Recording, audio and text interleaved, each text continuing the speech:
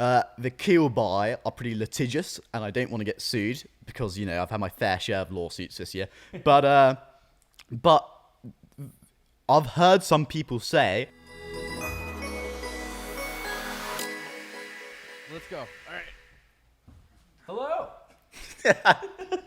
And welcome back, faithful viewers, to This Week in Canada, episode 6. We are in our new studio apartment, kind of office, I guess is the word. And I'm here. My name is Roberto Wakerell Cruz. I am a editor at the Post Millennial. And in person with me now is Nico Johnson. This is actually, believe it or not, the first time we've ever met in person. And the first time we've ever kissed. Yeah. And, yeah. And so we're a bit awkward because I don't really know how to talk to him. It's like meeting... I don't know whether you guys have had an online girlfriend, but I used to when I was younger. And it was like meeting an online girlfriend for the first time, and it's inevitably going to end up in tears. I agree. This is going to be, you're going to laugh, you're going to cry, you're going to have some fun because we got some good topics this week. Another crazy week. And again, I know we say it every week. Crazy week. But it's been a crazy week. Wow. We got 3 big topics that we're going to really go into here today. The first one is the We Charity scandal, which, if you haven't heard by now, is a really big deal. And Nico actually has some opinions, thinks it might take down the Trudeau government. I am convinced, and I'm a bit nervous about saying this on record, but I am convinced that this scandal has some pretty jagged teeth to it. And I think it's going to possibly bring down the Trudeau government. Now, here's why. It's blatant corruption. Just blatant corruption. And there's so many facets to it, but we can start off with the fact that the Kielburgers, or one of them, who cares? They're the same people. The Kill By donated to Justin Trudeau's leadership campaign. Their friends, Sophie Gregoire Trudeau, hosts a podcast. And every single day that this goes on, the more it's revealed that the Liberal Party, and in particular the Liberal establishment within the party, have a very affectionate relationship with the We Charity. So it's so broad that I don't know where to start. But let's just go back to basics. The Trudeau government awarded the We Charity a 900 million, or it was like 912 million, to do a job which the civil service could do. So everyone took a step back when this news came out and said, hold on, why aren't we giving this to the civil service? Justin Trudeau then said, well, the civil service can't do it. And later than that, he said, and actually, we didn't make the decision. It was the civil service, the bureaucracy, unelected, technocrats who made the decision. Now, not only did this insult every bureaucrat who later came out and said, no, actually, we can make this decision, it was also revealed that it was the cabinet who made the decision. Now, this is where it gets a bit scandalous, and this is why they brought in, or the Conservative government, the Conservative Party, are requesting that the RCMP investigate this. Everyone, it seems, in the cabinet has a relationship with the We organisation, not just Justin Trudeau, who's friends with him and who has donated and appeared at We events and all the rest of it. Not just his wife, but also Seamus O'Regan, Justin Trudeau's chief of staff, a whole bunch of ministers. Bill Morneau? Oh my God. Bill Morneau. Minister of Finance? The We Charity promoted his daughter. And, I don't think there's anything particularly special about his daughter. She's my age. She seems a bit simple, to be honest. And they put her everywhere. Like she's a bloody fashion icon or whatever. So that was stupid. And then we begin to understand, oh, that's why they awarded the contract. And it's getting more and more corrupt as it goes on. And here's why I think this has a lot of potential to bring down the government. And there's some reservations to this, which I'll say later. But firstly, it's a lot simpler than the SNC Lavalin scandal. It's easy to understand. People who aren't interested in politics can read an article and they know what's going on. It's corruption. It's blatant corruption. Secondly, Aga Khan scandal was very similar to this. However, it's so much worse because it involves everyone. It involves the whole Liberal establishment. And on top of it, it's his third, if he gets proven guilty. And I've spoken to some senior Conservatives who are convinced that he's going to be found guilty for this, that it's going to be his third ethics violation. It's his third ethics violation. The Aga Khan one was the first one. That's forgivable. This is his third one. That's more than every single government combined who came before Trudeau. Wait, what? It's complicated. The law was created in 2007. However, let me spin it. Christ. But here's why so there's some reservations to this. The Bloc Québécois pulled support yesterday, saying that, basically it's a minority government and they rely on the opposition to support the government if it all gets taken away. The NDP literally cannot have an election right now because they're cashless. They had to sell their plane. They just do not have the money to do it. So they're going to support the government. And the Conservatives can't afford an election right now, not in terms of money, but they have a leader who drinks too much milk and no one likes him. And they don't, as I said, they don't have a leader yet. But here's the thing. There's an ongoing investigation into this. We're not going to see this until after the leadership election. It's probably going to be a few months. When it comes out, or if the RCMP finds him guilty, which I don't know, but I'm pretty convinced that the ethics commissioner will find the Trudeau government to break an ethics violation. When that comes, and it's going to come after August, there's going to be an election. And I don't know, man. It's tough to say. The Conservative Party can be pretty useless, but it's going to be tougher than to survive. What do you think? Well, this is what I kind of... You know the story better than I do, more thoroughly than I do. But what really gets me is kind of just the simple stuff. Like, it's the optics kind of stuff. Like, Firstly, just how did he think no one was going to notice this? Stonking. How did you think How did you think he was going to get away with giving $912 million to a charity that is blatantly connected to his family? I mean, like, his brother gets money. I forgot about that. So, like, let's go into that a little bit. His brother got $30,000 from the charity. Yeah. His mother got $250,000 from the charity. And I know that seems like a lot of money, right?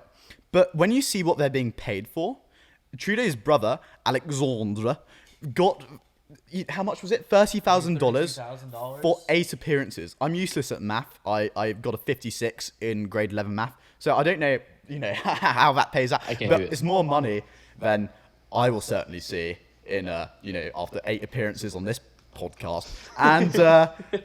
And his mother got, what was it, $300,000? $250,000 she got for I don't know how many appearances. But either way, it's pretty astonishing that Trudeau would go up there. And I remember I watched this press conference. I remember when it happened, when he announced $900 million to the We charity. And I didn't initially think anything of it because it was just like another a drop in the bucket of how much he has already spent. And I was kind of thinking like, okay, he's already spending like crazy. $900 million to a charity. And initially when you hear the word charity, you're like, oh, nice, charity, good. Children's charity for college students, helps some kids out.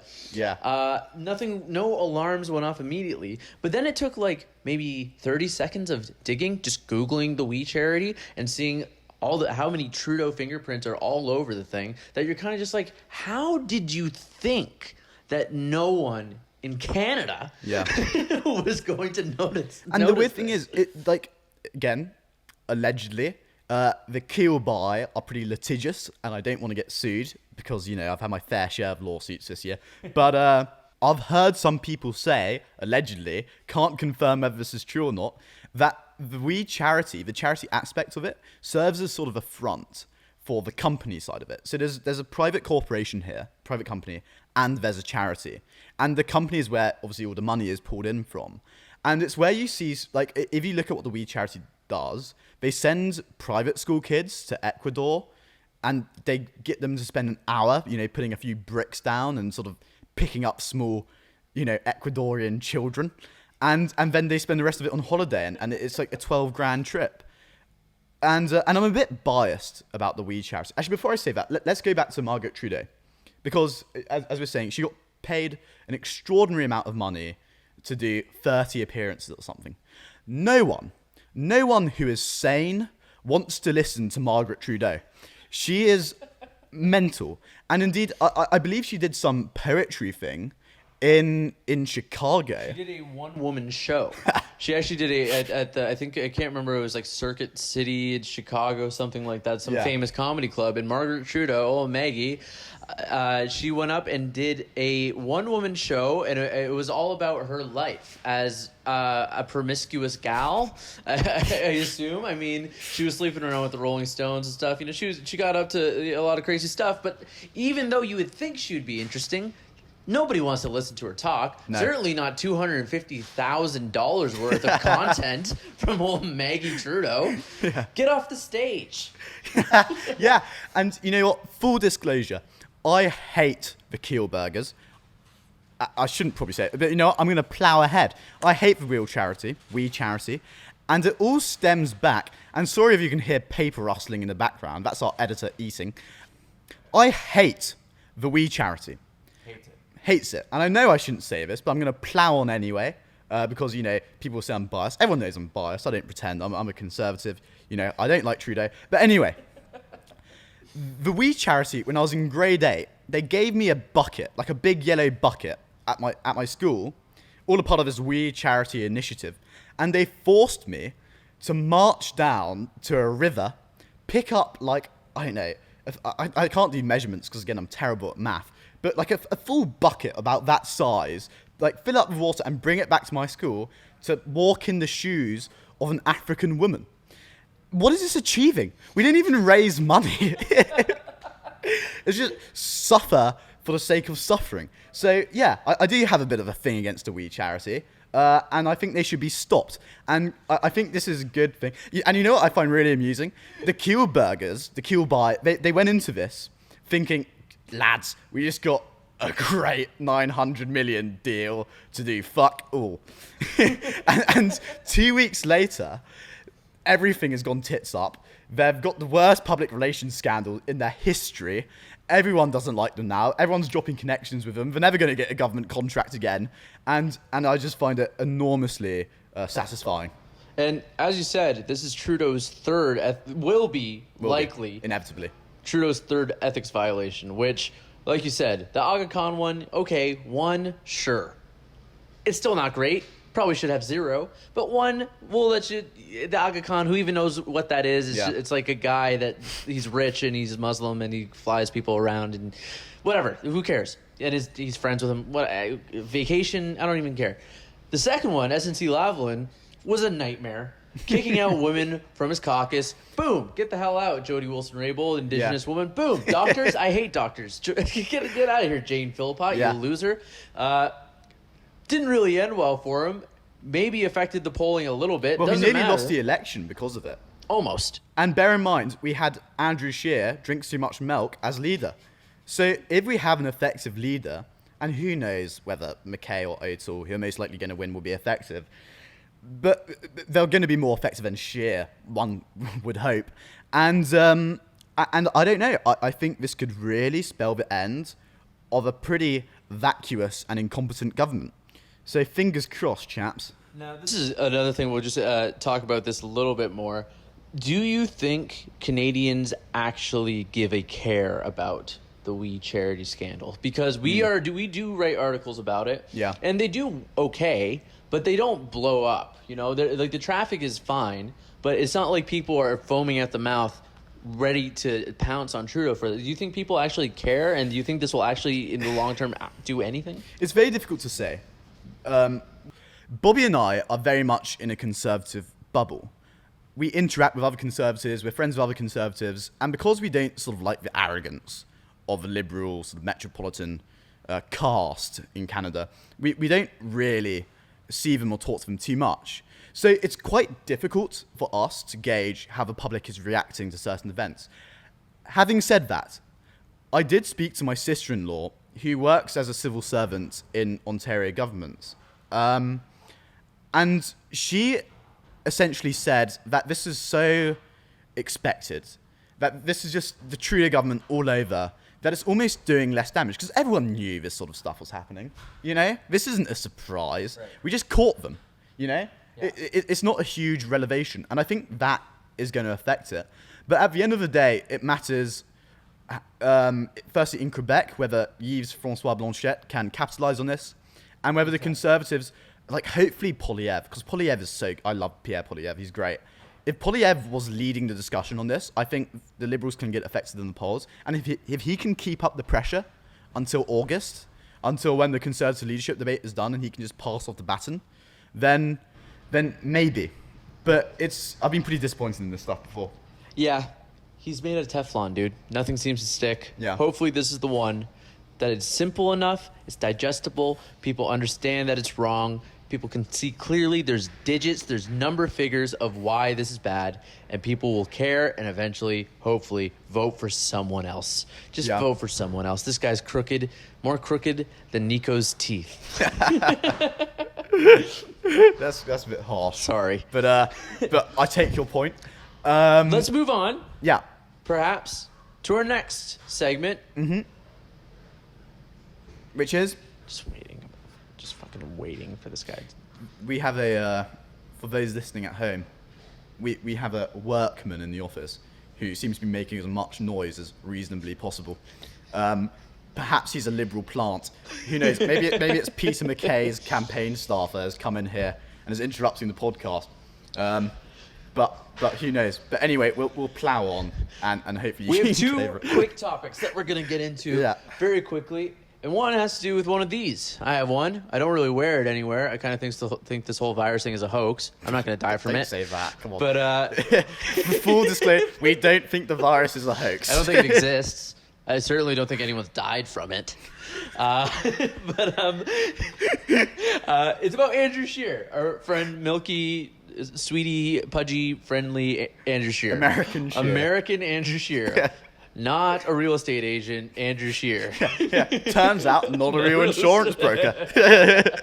So Andrew Scheer was spotted at the Toronto, I think it was the Pearson Airport, sitting around without a mask on. Now. That bastard.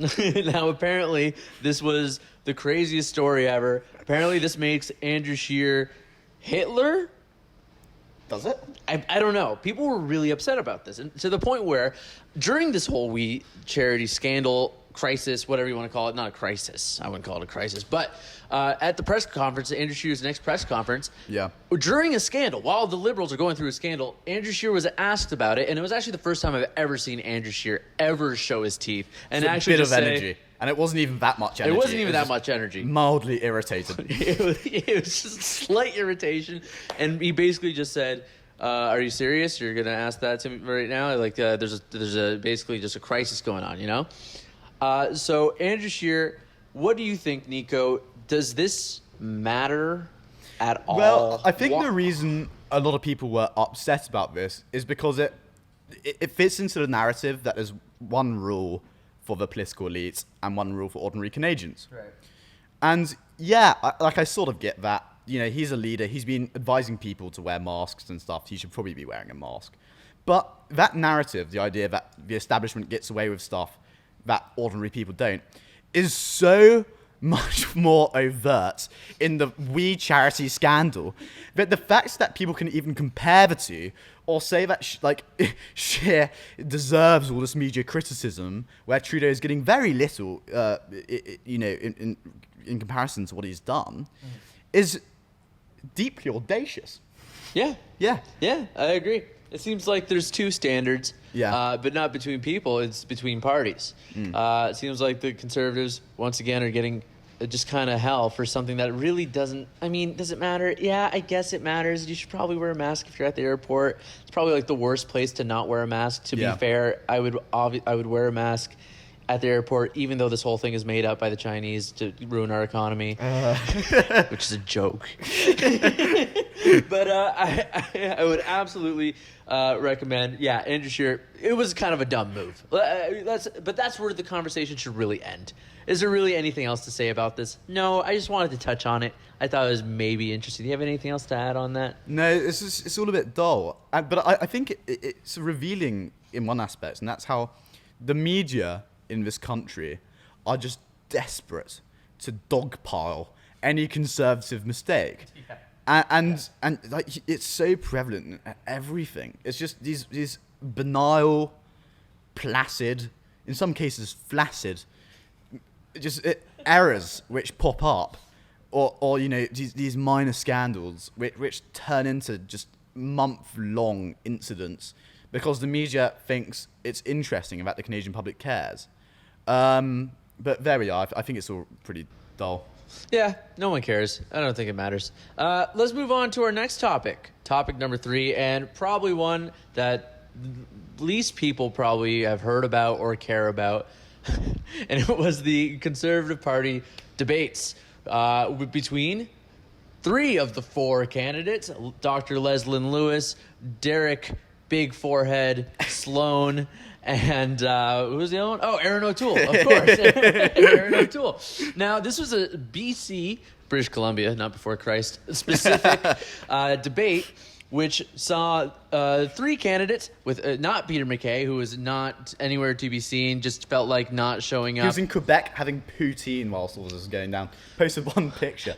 So everyone else was, at a debate, and Peter MacKay's hanging out with Quebecois children eating poutine. Really bizarre. Really weird. Yeah. But we watched the debates. We had a drinking game, drink every time Derek Sloan says something racist, for example. Every time he says the Paris Accord. Every time they say the Paris Accord or something like that. Yeah. I'm joking about Derek Sloan. He's a nice guy. I know him personally. Don't know him personally.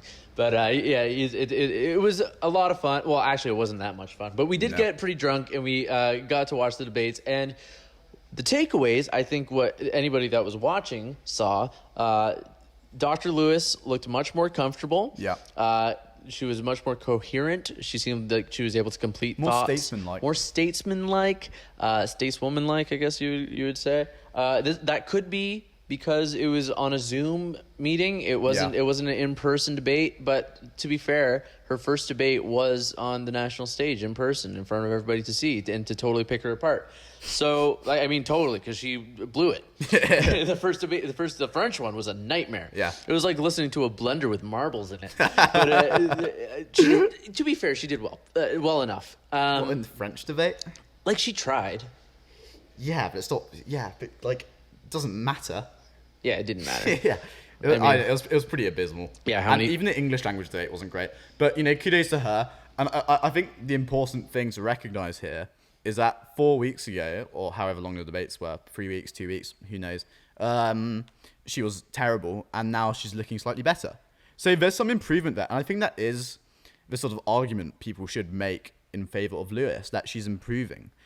And give her 5 years, put her in the shadow cabinet, let her be briefed on policy. Because I talked to her a bit about policy, and she's not, she hasn't studied it meticulously, which you wouldn't do if you weren't elected representative of the people. Right. But, in 5 years' time, she's going to be such an asset to the Conservative movement. Huge. Whereas Peter MacKay, the guy didn't show up. The guy, he just thinks of the whole thing as a coronation. It's above him to show up to Conservative Association debates. I don't like Peter MacKay. I'm going to be perfectly honest. But, again, I shouldn't go off on a rant. Who do you think won? Derek Sloan. No. Yeah. Actually, I thought it was a pretty even debate. I did want to comment on something Derek Sloan said. I know I'm picking on him here, but it was because he said something that was really weird. I think we both kind of... What? Yeah, kind of was like, what did he say? Yeah. Where he said that Canadians were getting frustrated with Justin Trudeau's lack of toughness, like putting culpability on China, and that was manifesting in discrimination towards Chinese Canadians. Yeah, it was pretty weird. It's a weird thing to say. I can maybe see where he was going with that, but you have to really flesh out those ideas. It was almost... you can't just throw that out there as an aside. It appeared almost as a justification for the discrimination. That's what it sounded why like. It was sort of weird. Yeah. I don't know. Maybe you guys will think we're sort of, picking on something which doesn't necessarily need it. But he has had a fairly dodgy history with Chinese comments, if we bring up Dr. Theresa Tam. Which, by the way, can we just say, he lied about at the debate. Oh, that annoyed me. That was a blatant lie. We'll just say it. Like, oh, well, people are getting angry at me because I said we should file Dr. Sam. It's like, no! People are getting mad at you because you questioned her allegiance to Canada. Yeah. And She's a bit dodgy.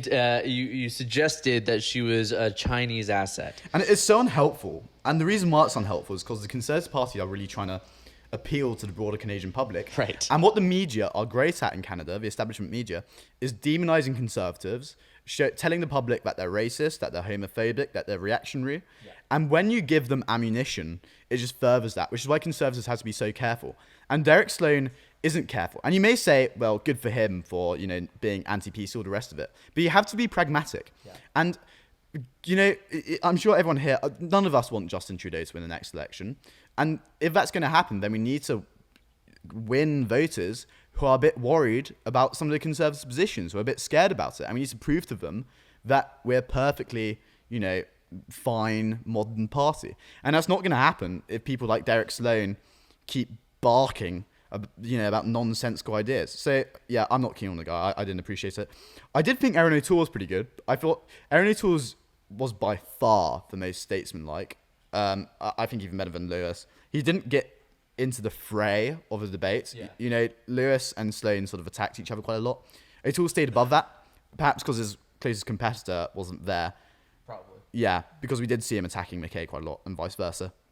But no, O'Toole looked good. He just looks competent, clever, and if I'm going to put money on it, and I don't like making bets, I think O'Toole's going to win it. I think he'll win it in the third round. Sloan will go out first, Lewis will go out second, and then MacKay won't ever get the 50%. So we'll see. Do you think there's a chance Lewis could come in second? Yeah, there is a chance. She's doing really well. I know some people in the O'Toole campaign have told me, that they're watching Lewis's success with some skepticism, or I suppose not skepticism, but agitation. So we'll see. I think it's still more than likely that O'Toole will win, and that's because just the anti-MacKay vote is so strong, and for good reason. Derek Sloan, you're our loser of the week. No, it's the Kielburgers. Oh, yeah. Yeah, Derek Sloan was the loser last week, but let's bring that up again. All right, let's get the graphic going. Loser of the week. Loser of the week, Mark Kielburger. We're going to say Craig, but Mark Kielburger donated to the Liberal leadership election. He's the Craig Kielburger is more attractive than his brother. So yeah, Mark Kielburger's really lost, because at least Craig can come out of this thinking, well, at least I don't have a receding hairline. But Mark does. So Mark, yeah, stick it, mate. All right.